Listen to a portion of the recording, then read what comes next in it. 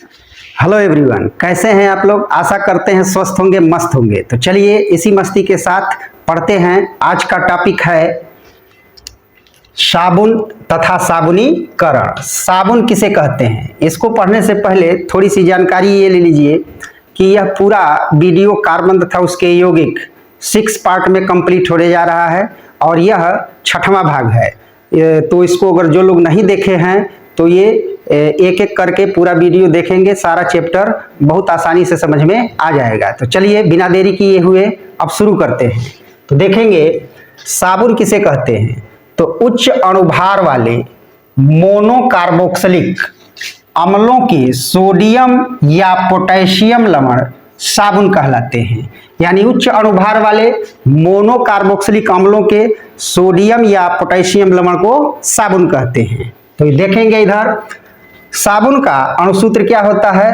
तो C17 H35 COO Na। Na के जगह पर आप पोटेशियम भी ले सकते हैं। तो यह C17 H35 COO Na ये साबुन का अणुसूत्र हो गया। अब हम लोग जानेंगे आगे कि साबुनीकरण किसे कहते हैं। तो देखेंगे साबुनीकरण क्या होता है। वह रासायनिक अभिक्रिया जिसमें वसा या तेल की किसी क्षार के साथ अभिक्रिया कराने पर साबुन और ग्लिसरॉल बनता है, साबुनीकरण कहलाती है। ध्यान देंगे, वह रासायनिक अभिक्रिया जिसमें वसा या तेल की किसी क्षार के साथ अभिक्रिया कराने पर साबुन और ग्लिसरॉल बनता है, साबुनीकरण कहलाता है। देखेंगे वसा या तेल प्लस क्षार गिव्स आउट ग्लिसरॉल प्लस साबुन। अब इनको समीकरण के रूप में कैसे लिखेंगे। अक्सर बच्चे समीकरण लिखते समय डरते हैं और गलती कर देते हैं। तो आज हम लोग बहुत आसान तरीके से इसको समीकरण बनाना हम लोग सीखेंगे। तो चलिए देखते हैं। सबसे पहले स्टीरेट वसा का अणुसूत्र लिख लेते हैं।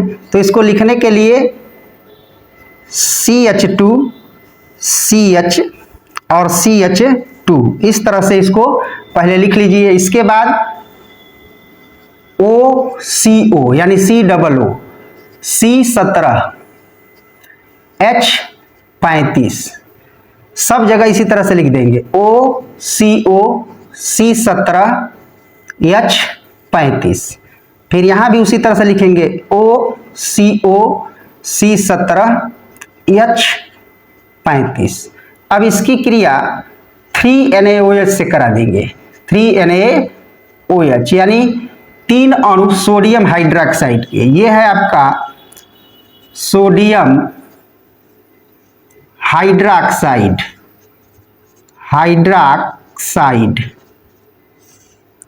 और ये है स्टीयरेट वसा।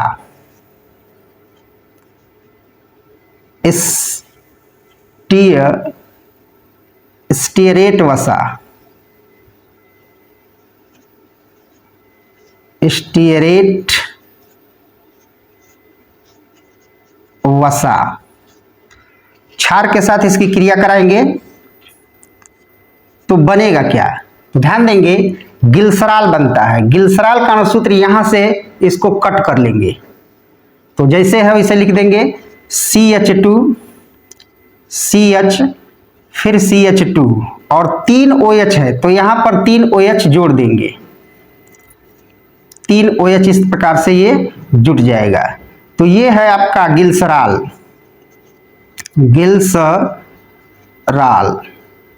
तो ग्लिसरॉल हो गया।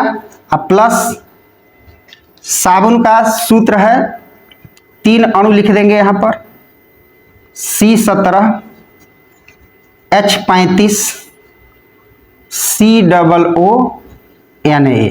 तो ये हो गया है आपका साबुन।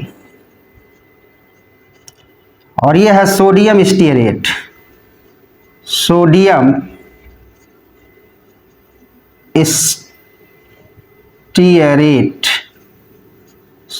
स्टीयरेट तो ये आपका साबुन हो गया। इस तरह से यह पूरी अभिक्रिया जो है साबुनीकरण को रिप्रेजेंट करती है। एक बार देख लेंगे इसको कहां से कैसे बनाया गया है। तो यहां पर साबुन का सूत्र लिख देंगे स्टीयरेट वसा का सूत्र लिख देंगे। यहाँ से CH2 और ये CH और ये यहाँ से बिल्कुल ऐसे कट करके इसको सेम टू सेम ऐसे उठा के यहाँ रख देना है। उसके बाद जो OH है तो 3 OH है तो 3 OH लगा देना है, तो ये बन जाएगा आपका ग्लिसरॉल। अब 3 अणु जो है यहाँ लिया गया है तो C17H35 का 3 अणु हो जाएगा और COO जो है लिख देंगे COO। Na जो है 3 है तो 3 से गुणा है तो 1 Na लिख देंगे। इस प्रकार यह प्रक्रिया जो है साबुनीकरण कहलाती है। तो इसका स्क्रीनशॉट ले लीजिए, तब हम लोग आगे पढ़ेंगे। आप लोग स्क्रीनशॉट ले लिए होंगे। अब हम लोग पढ़ेंगे साबुन के अणु की संरचना। तो देखेंगे साबुन के अणु की संरचना कैसी होती है। तो देखें साबुन में जो है 2 भाग होते हैं। पहला भाग जो है अध्रुवीय हाइड्रोकार्बन वाला होता है और दूसरा भाग होता है ध्रुवीय हाइड्रोकार्बन। अध्रुवीय हाइड्रोकार्बन जो होता है ये वसा स्नेही होता है, यानी जल विरोधी भी इसको कह सकते हैं। वसा स्नेही का मतलब कि यह वसा में जो है घुल जाता है या वसा से चिपक जाता है, और जल विरोधी का मतलब कि जल से ये दूर जाता है, यानी जल से चिपकता नहीं है, जल से जुड़ता नहीं है। दूसरा जो है ध्रुवीय हाइड्रोकार्बन वाला भाग, तो ये जल से जुड़ता है, जल स्नेही होता है या वसा विरोधी इसको कहते हैं। तो वसा विरोधी होता है, यानी कि वसा में नहीं घुलता है। इस प्रकार एक साबुन के 2 भाग हो गए, एक जो है वसा स्नेही और दूसरा जल स्नेही। वसा स्नेही भाग अध्रुवीय हाइड्रोकार्बन वाला भाग होता है और जो जल स्नेही भाग होता है वो ध्रुवीय हाइड्रोकार्बन वाला भाग होता है। अब देखेंगे यहाँ पर ये कार्बन का स्ट्रक्चर दिखाया गया है हाइड्रोकार्बन के रूप में। तो इसका यह वाला भाग जो पूंछ है ये वसा स्नेही या जल विरोधी वाला भाग होता है, और दूसरा आयनिक भाग होता है ये जलरागी होता है। जब साबुन से कपड़े को धोया जाता है या साफ किया जाता है तो देखेंगे साबुन, ये मान लीजिए एक कपड़ा है और इस पर तेल या गंदगी यहाँ पर जुड़ी हुई है, तो साबुन का जो हिस्सा है पिछला हिस्सा जो कि वसा स्नेही होता है, वसा से ये चिपका रहेगा, और दूसरा जो हेड है वह पानी से जुड़ा रहेगा। देखेंगे इसी तरह से यह संरचना बनाता है तेल या मैल के साथ जुड़कर, और तेल या मैल के साथ जब जुड़कर यह संरचना बनाता है तब इसको मिसेल कहते हैं। मिसेल कहा जाता है। मिसेल कण का निर्माण करता है। यही मिसेल कण गंदगी के रूप में पानी में फैला रहता है। देखेंगे यहाँ से साबुन का जो जल विरागी भाग होता है यह तेल या गंदगी से चिपकता है, और जल स्नेही भाग पानी से जुड़ा रहता है जिसे मिसेल बनता है, जो पानी में धीरे धीरे फैलता है और धुलाई से हट जाता है। इसे साबुन की स्वच्छीकारक क्रिया कहते हैं। तो इस प्रकार कपड़े से मैल या गंदगी जो है साफ हो जाती है। जैसे मान लीजिए कि इसका पिछला हिस्सा चिपका हुआ है और आगे वाला हिस्सा पानी से जुड़ा हुआ है, तो यहाँ पर एक खिंचाव काम करता है, और इसी खिंचाव के कारण मैल जो है कपड़े से साफ हो जाती है। तो इसका स्क्रीनशॉट ले लीजिए, आगे अभी हम लोग पढ़ेंगे।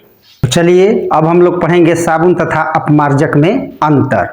साबुन क्या होता है ये हम लोग पढ़ चुके हैं, अपमार्जक क्या होता है देखेंगे।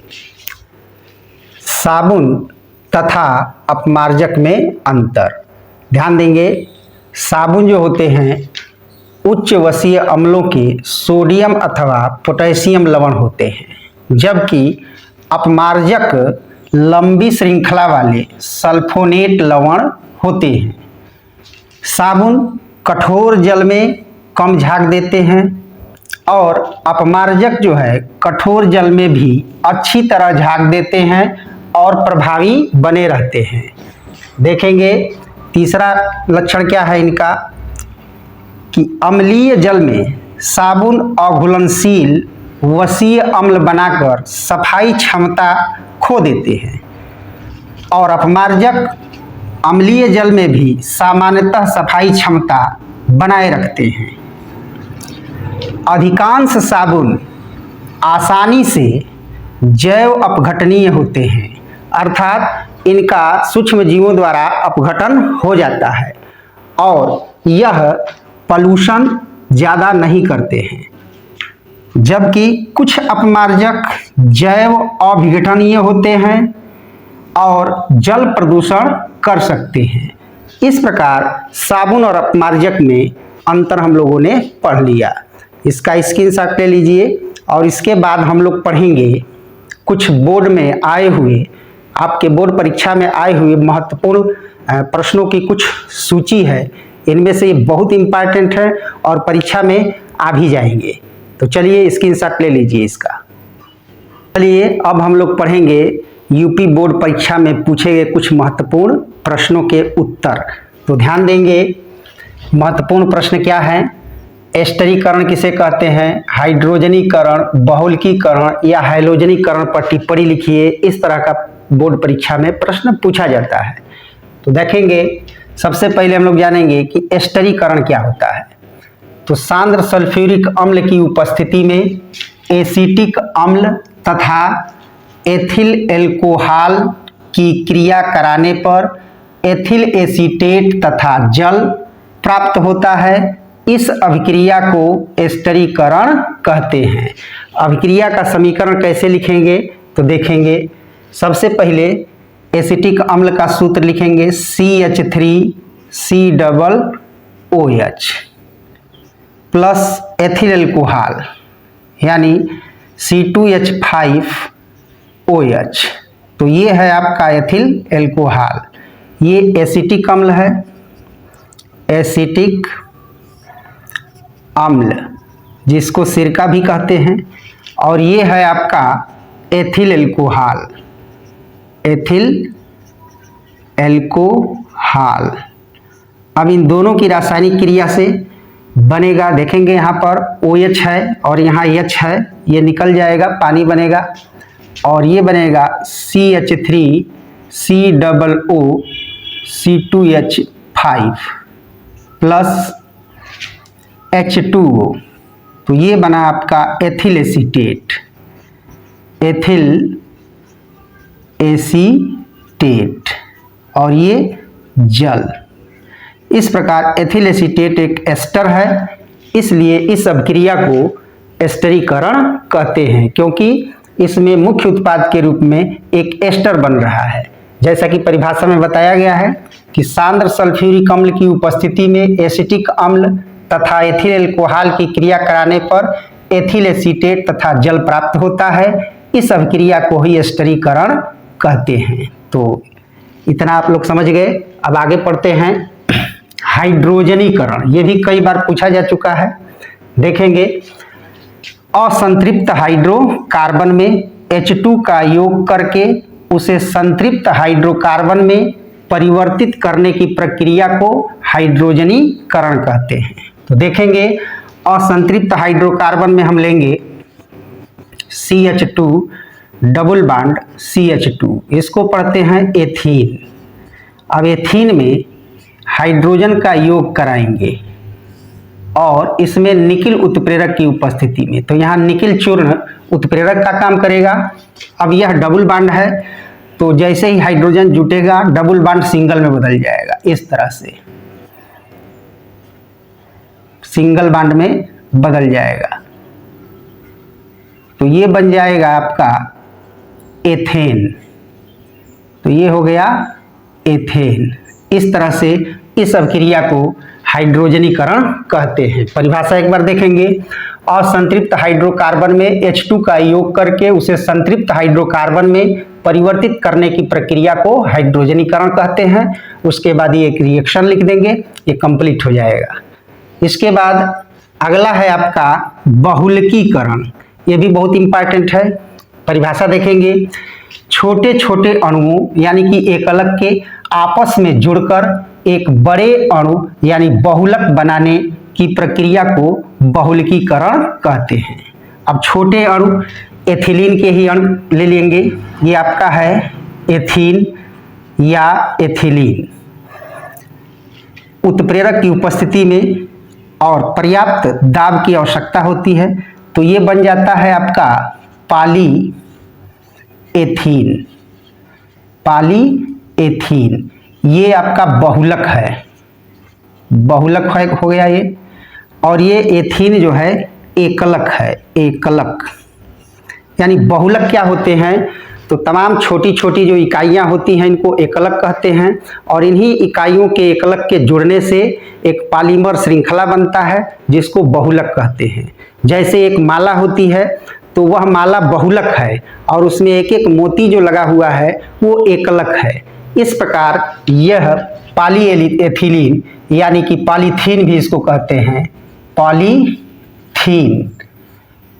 आजकल मार्केट में आप खाली हाथ जाते हैं और वहाँ से सामान खरीदकर एक पॉलीथीन की झिल्ली में लेकर आते हैं, तो वही पॉलीथीन जो है बहुलक है। देखेंगे एथीन का बहुलकीकरण से ये बनता है, पॉलीएथिलीन इसको कहते हैं। तो इसका स्क्रीनशॉट ले लीजिए, तब तक आगे हम लोग अभी पढ़ेंगे। तो अब हम लोग पढ़ेंगे हैलोजनीकरण या क्लोरीनीकरण। सबसे आखिरी पॉइंट देखेंगे, हैलोजनीकरण या क्लोरीनीकरण क्या होता है। तो किसी संतृप्त हाइड्रोकार्बन से हाइड्रोजन परमाणुओं का हैलोजन परमाणु यानी कि क्लोरीन परमाणुओं द्वारा प्रतिस्थापन हैलोजनीकरण या क्लोरीनीकरण कहलाता है। अब इसको रिएक्शन के माध्यम से समझने की कोशिश करेंगे। देखेंगे संतृप्त हाइड्रोकार्बन में हमने लिया है मेथेन यानी CH4 और क्लोरीन इसमें प्रवाहित करेंगे सूर्य के धुंधले प्रकाश में, तो H भी लिख दे रहे हैं। धुंधला प्रकाश, धुंधले प्रकाश में एक एक करके क्लोरीन परमाणुओं द्वारा मेथेन से सारे हाइड्रोजन परमाणुओं का प्रतिस्थापन कर दिया जाएगा। तो देखते हैं ये बनेगा, एक क्लोरीन एक हाइड्रोजन को प्रतिस्थापित करेगा तो बनेगा CH3Cl प्लस HCl बाहर आएगा। तो ये है आपका मोनोक्लोरोमेथेन, मोनोक्लोरोमेथेन।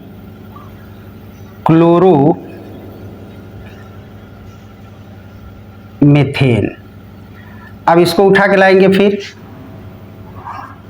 CH3Cl, इसमें फिर Cl2 प्रवाहित करेंगे सूर्य के प्रकाश में, तो ये बनाएगा CH2Cl2 प्लस HCl। तो इसको पढ़ते हैं डाई क्लोरोमेथेन।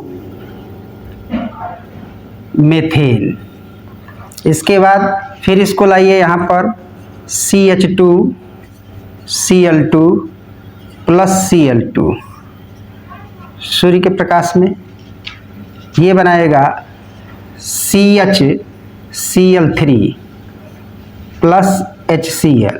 तो इसको पढ़ते हैं ट्राई क्लोरोमीथेन, इसको क्लोरोफार्म भी कहते हैं।